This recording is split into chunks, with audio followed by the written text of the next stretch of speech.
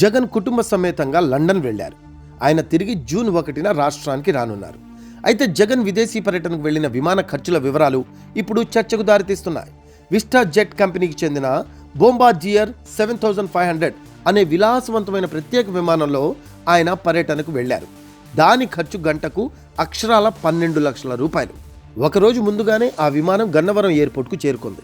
గంటకు 12 లక్షల రూపాయలు ఖర్చు చేసే జగన్ పేదవాడా పెత్తందారా అని సోషల్ మీడియాలో ప్రశ్నలు వ్యక్తమవుతున్నాయి. మరోవైపు సీఎం జగన్కు రక్షణగా 4 అధికారులు లండన్ వెళ్లారు. వారికి విమాన టికెట్లు, వసతి, ఇతరాతర ఖర్చులు కలిపి 1.5 కోటి పైగా ఖర్చు అవుతున్నట్టు తెలుస్తోంది. సీఎం జగన్ వ్యక్తిగత పర్యటన అయినా ఆయన కుటుంబం వరకు ఆయనే భరించిన భద్రతా సిబ్బంది ఖర్చు మాత్రం రాష్ట్ర ప్రభుత్వమే భరించాల్సి ఉంటుంది.